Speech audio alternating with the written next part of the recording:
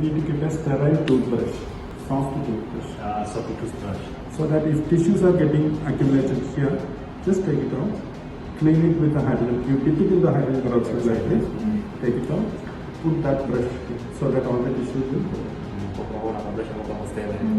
So the life of the paw will be more and And that cleaning can be done intraoperative as well. drop it.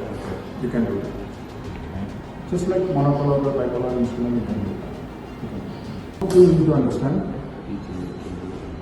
This is the active jaw, this blade.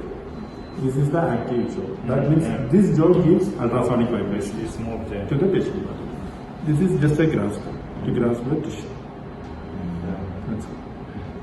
Even if the surgeon want to do during TLH, if they want to do vault opening with this, they can do that. That time surgeon can open the instrument, no need to close it. And when you put it inside X, please ensure that only this much is put inside X. Not the hand. And not bipolar also. We are going to give you the bipolar also. So the bipolar handle also should not put inside X. It will damage. Take it out and You unlock it. yeah, okay. Now that's it.